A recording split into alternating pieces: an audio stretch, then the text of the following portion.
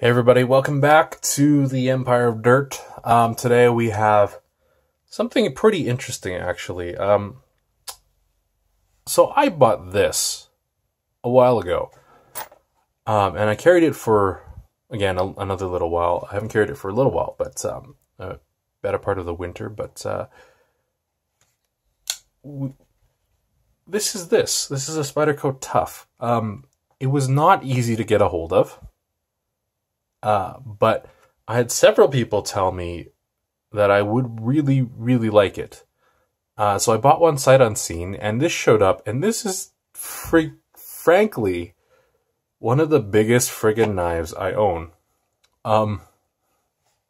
It is fully enormous. I hadn't expected it to be as such, which really kind of makes it funny for me. Now, in terms of blade length, it's a solid, three and a bit, pretty standard. But the rest of it, holy smokes, it is not a small knife, man. It is real big, and I hadn't expected it. When I'd seen other previews of it, admittedly at the time they weren't in shattering quality. It was a guy holding it, and it looked fine. It looked absolutely normal size, and this thing shows up, and I'm like, how the hell am I supposed to carry this? And then I did, and you know what? I friggin' love it. It is one of the more interesting things Spyderco's ever made, and that's kind of saying a lot. It's when you, it looks kind of silly, but when you hold it, you actually sort of figure out that it's kind of a folding kukri, which is just, you just don't get that. And so it's like, things about this, it just adds to the specialty of it that you just don't really seem to get anywhere else. So yeah, there's little details I love in which, the dimpling is matched on both sides when it didn't need to be. We've got this liner is friggin' sharp, by the way, but this end, the titanium end, nice and stiff. We've got the steel lock face here. Everything about it is just big, and it's hilarious. Got a big old blood groove right there for no practical reason other than to make it more intimidating, really. Now, I don't know if I can accurately capture this on camera, but this is one of the things that really sold me, having not seen it beforehand. Let's see if I can get a real good look at this. So it actually, the grind stays this, I believe it stays the same. It's a really nice, really interesting slicer grind.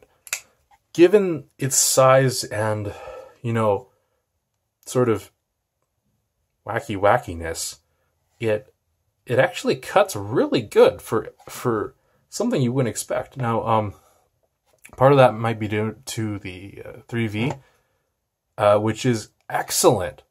And, I really can't sing its praises enough. It's just something so odd that I guess I really had no choice but to love it, right? It is, however, immensely impractical in the sense that among the days that I carried this, I had to hand it over to somebody to slice up a bunch of paper, and just whipping out, like, this is a big solid thing, and like, it is a solid open when you flick it open. That doesn't make a real good first impression, if I'm honest.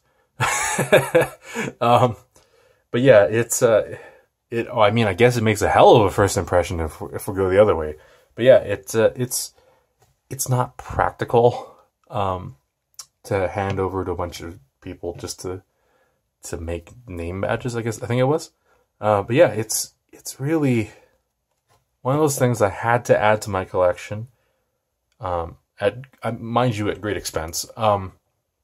However, the people that put me onto it really, thanks, guys. I mean that both sarcastically in the my wallet is lighter, and non-sarcastically in that I actually do like it quite a bit. So yeah, this is just a little peek at just something really, really interesting in the collection.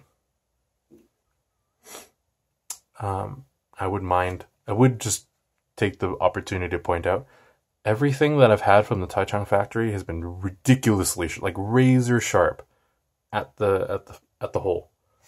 Not that that's a bad thing, but do be aware.